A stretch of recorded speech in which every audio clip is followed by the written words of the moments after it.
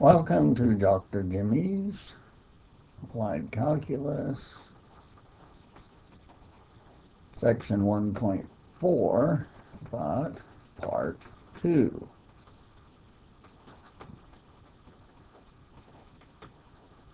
So, some meanderings on power functions.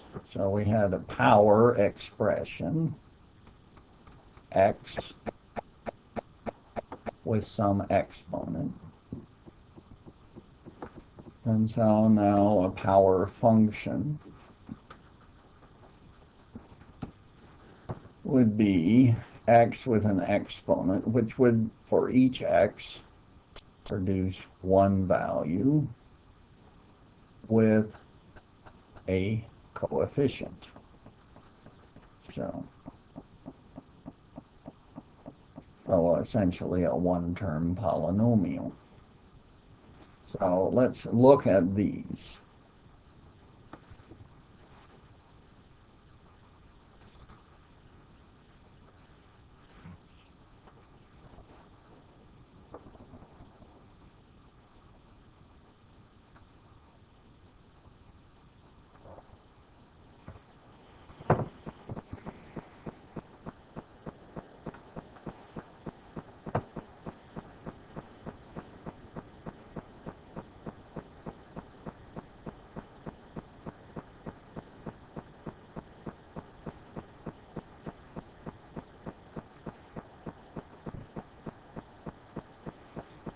So if we take a setting of n equals 0 for the exponent, it is just y equal a constant. So our example might be y equal 2.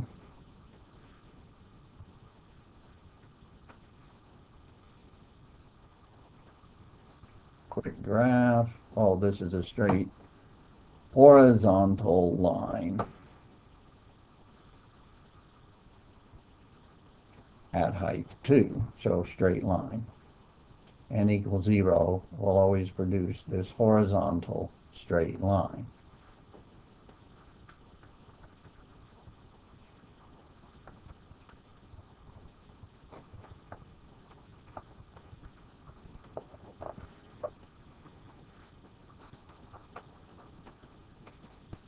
I could look at n equal 1. So a constant times x to the first probably wouldn't write the exponent. So again, it's a linear equation, y equals cx, so a straight line. An example, y equal 2 times x.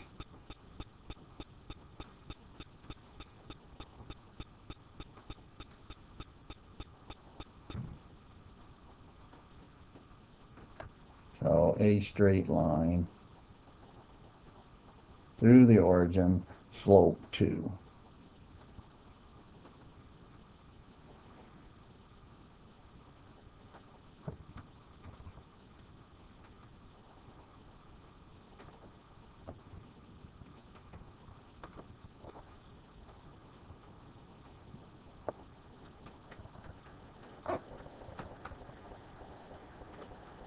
So these are all straight lines to the origin, and C determines the slope. Now, if we venture away from 0 and 1,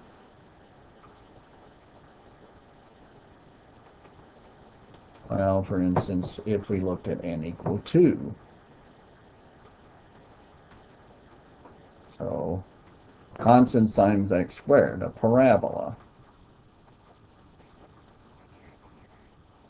And notice the vertex is setting at 0, 0 in that case. Minus b, the b is 0, so regardless of the coefficient of x squared, we end up with the vertex at 0, 0.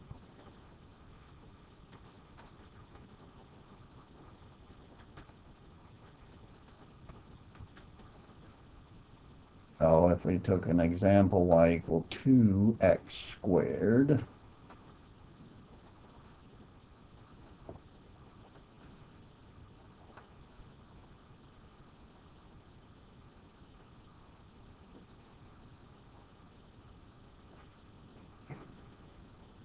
we could sketch our parabola with the vertex.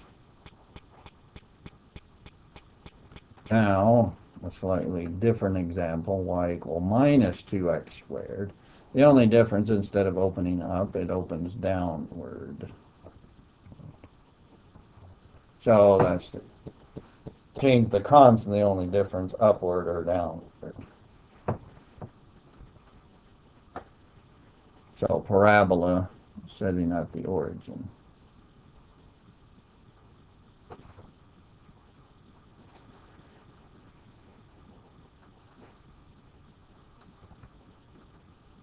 Now, many things apply to what happens in the first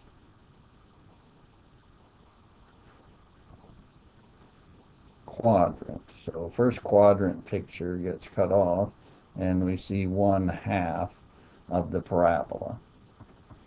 So we're going to come back and relate many things to what happens in the first quadrant. So half of this picture.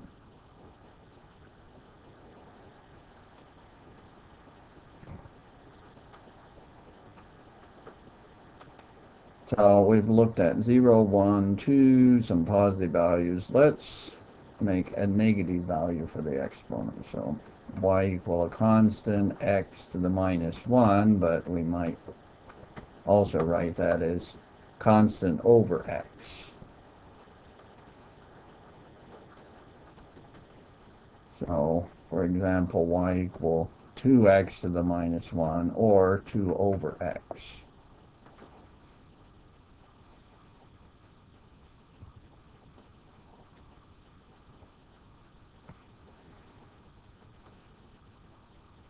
This is a quite different shape than a parabola. We get this thing. X and y are doing the opposite thing. If x gets bigger, y gets smaller. If y gets smaller, x gets bigger. That's why in the picture, if we move the x larger in this direction, the y gets smaller or closer to 0. The same thing for negatives. If we move x closer to 0, the y is going to get bigger, so we get this shape. And so what we have here is a hyperbola. This hyperbola has asymptotes, one of them being the x-axis, y equals 0. So it has this horizontal asymptote, but it also has this vertical asymptote of x equals 0, the other axis. So asymptote, the main meaning of that is just if we look for larger values of x or larger values of y, positive or negative. So only the outskirts of our graph, it's very hard to distinguish the asymptote line. So over here, y equals 0 from the actual curve. And so that's called asymptotic behavior.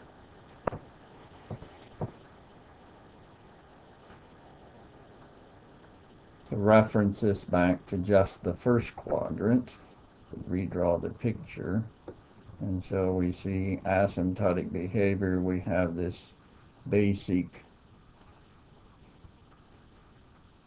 cupped shape.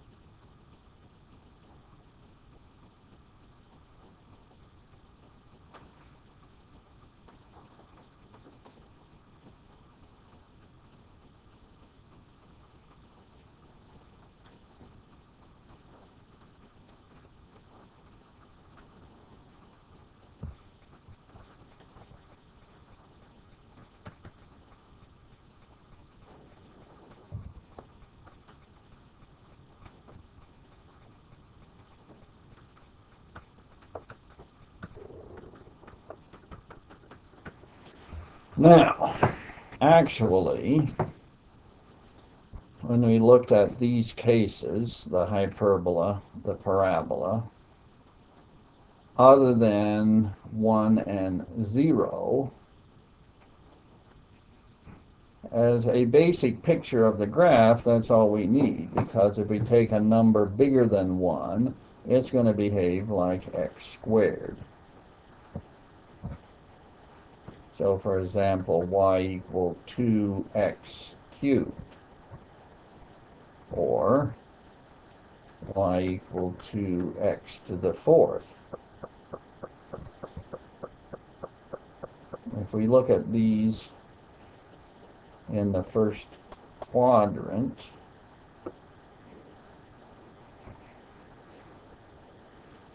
we're going to get the same basic shape of the parabola. It's just that it's curved slightly different, but as a basic shape, about the same. And then we could graph in a point, so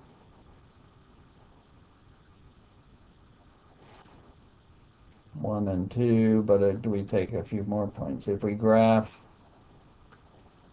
y equal 2x to the fourth, the same basic thing.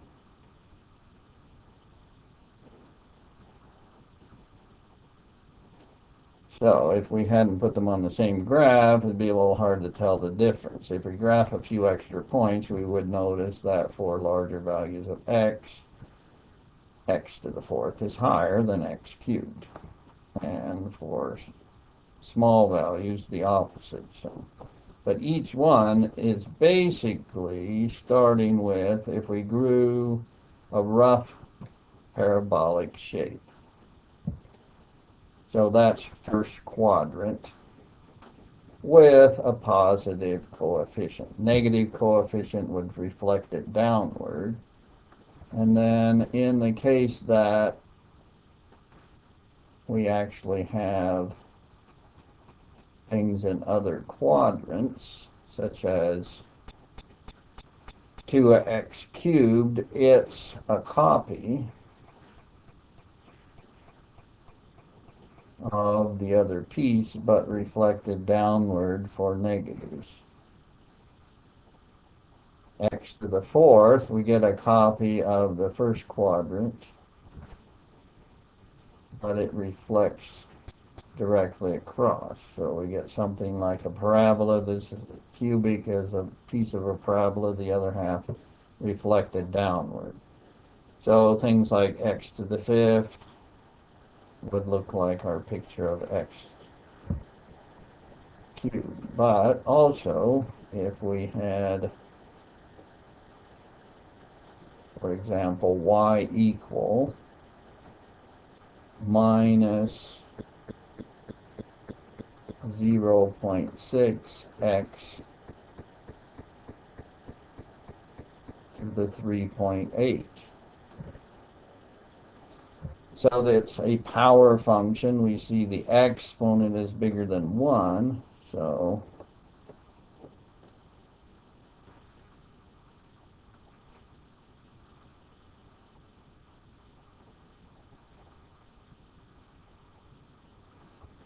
first quadrant, same basic shape.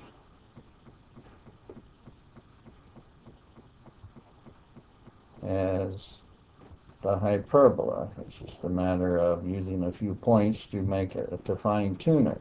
But this basic shape. But I notice my coefficient is negative, so instead of drawing it in the first quadrant, I reflect it and draw in the second quadrant. So that should be my shape, and then if I graphed a few more points, maybe at 1 and 2, I would end up with a little better shape. So I could regraph it, but start with, it looks like half of the parabola reflected downward. Now, with non-whole number exponents here, there is only the part where x is bigger than or equal to 0. For this exponent, I don't get a negative x value.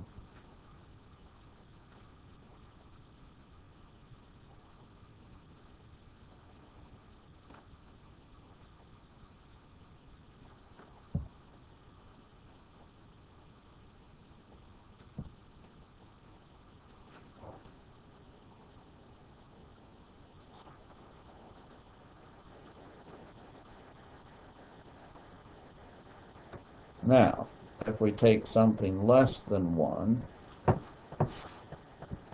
but non-negative,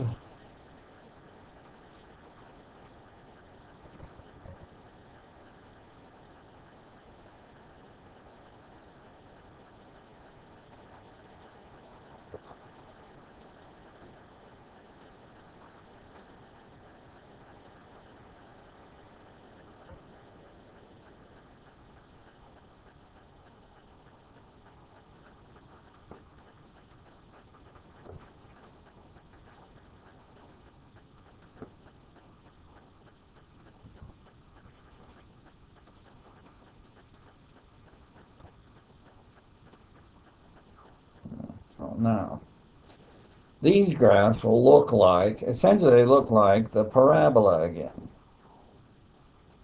but it's in an inverse situation. So for instance, y equal x to the 1/2.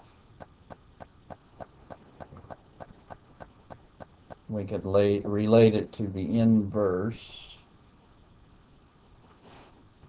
which would be x equal y to the 1/2, or y equal x squared. So it's the inverse of this parabola, which is actually another parabola in this case.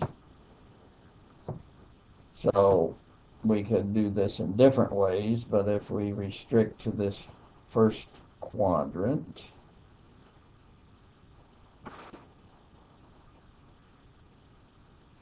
we would have had y equal x squared.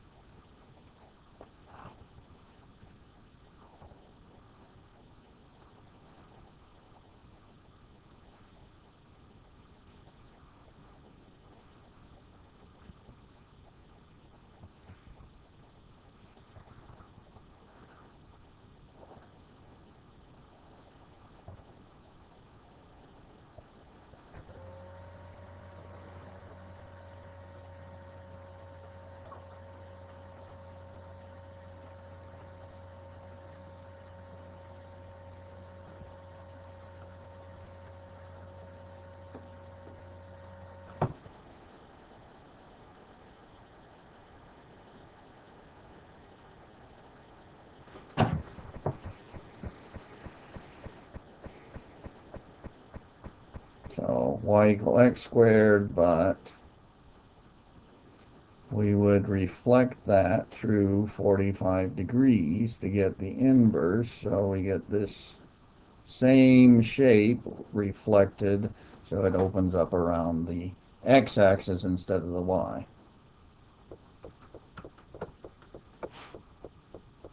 So exponents 0 to 1 are this basic shape.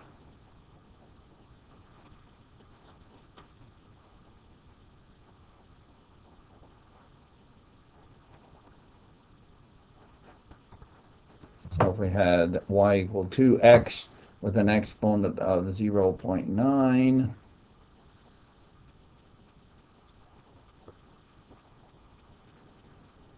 we would take our parabola picture, turn it on its side, and know that it looks something like this. And then a few more points we could graph in to get a little better than this basic rough sketch, but we know it has this kind of a shape.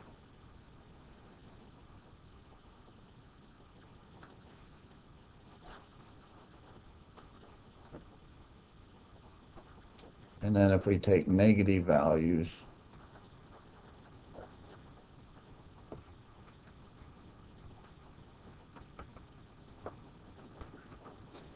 we get a graph that looks like y equal x to the minus 1, or the 1 over x, the hyperbola that we looked at.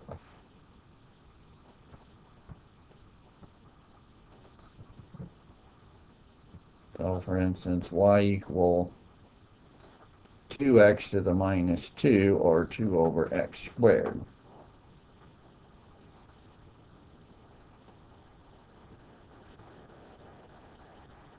So it should be like the hyperbola. So I could sketch in roughly a piece of the hyperbola first quadrant.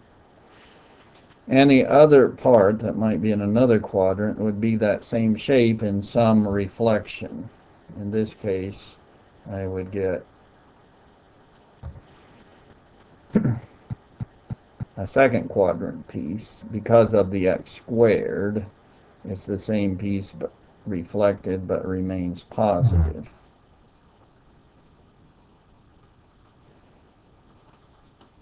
If I would have taken something like y equal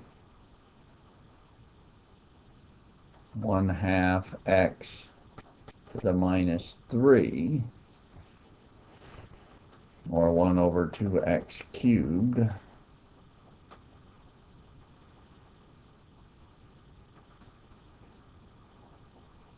first quadrant looks very similar to 1 over x, so I draw that.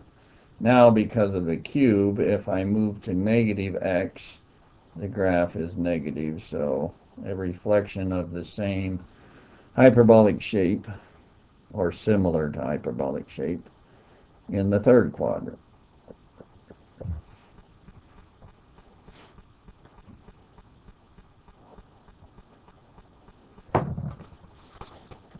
So we only have to worry about 3 shapes. It's going to be a straight line. It's going to be something similar to a parabola, opening upward or to the side. Or it's going to look something like a hyperbola.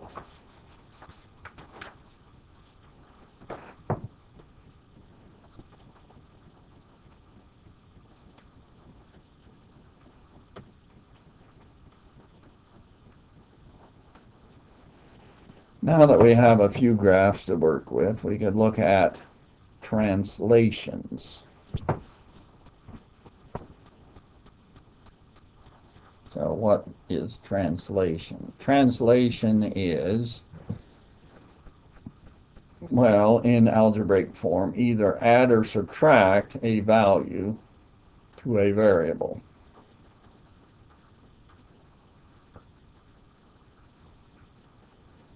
So I start with y equal 2x squared, replace x by x with minus 3. So I've added or subtracted a constant. So these are different functions or relationships, but they're related because one is said to be a translation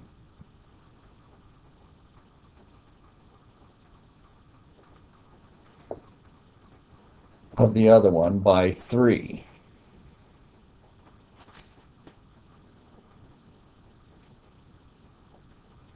And so it's a translation to the right in the x direction.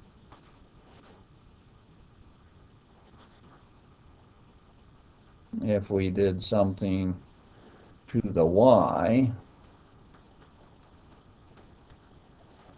then we get a translation. We have y is replaced by y minus 1, so now we get a translation up 1, so in the y direction. And so orientation wise, x minus 3, it does a positive translation of 3. Y minus 1 does a positive translation of 1.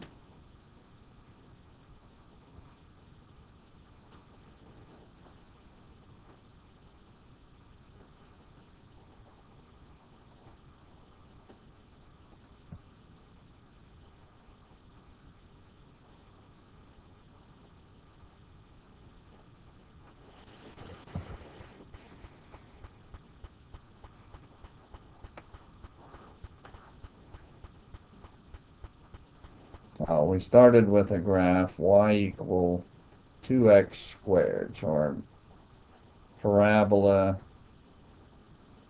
vertex at the origin.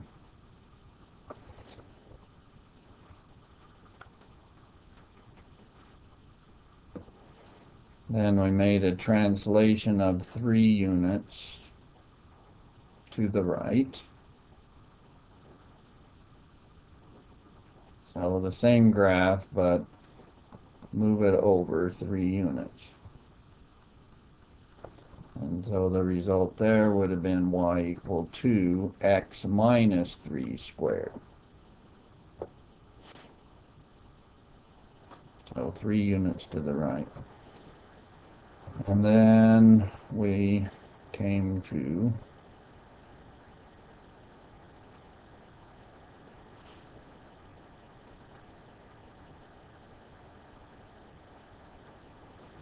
a translation up 1 unit.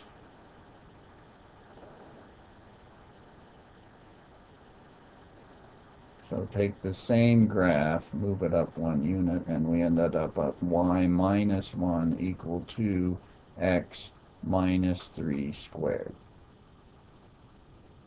So if we replace a variable with the variable plus or minus a constant, it moves left and right in the x, up and down in the y. Same graph, different position.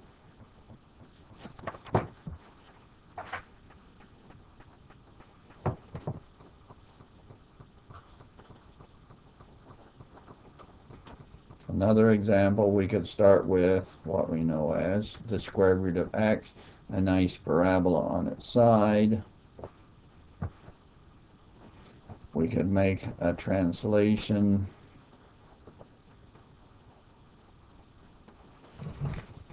of the x variable, so left or right, but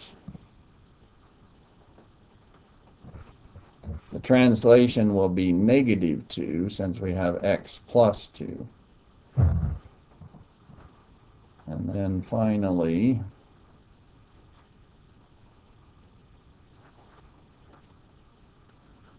we could look at the graph of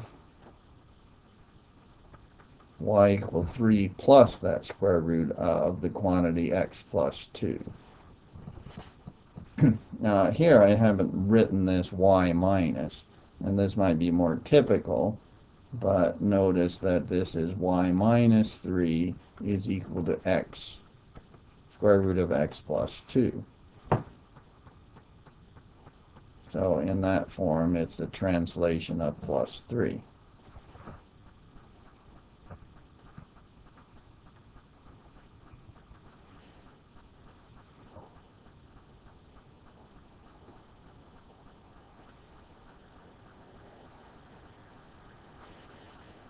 So we could start with the square root of x, that basic parabola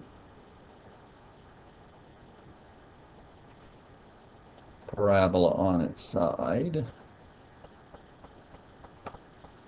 We could translate x direction by minus 2.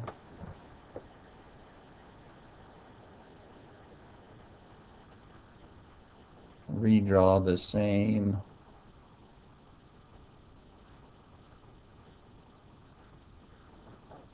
parabola on its side, but starting at minus 2 instead of 0. And then the final translation, translate this up 3 units. And then the same graph at that position. So the point 0, 0 was translated to minus 2, 0, and then finally we translate minus to minus 2, 3. So the same curve each time, but change the position.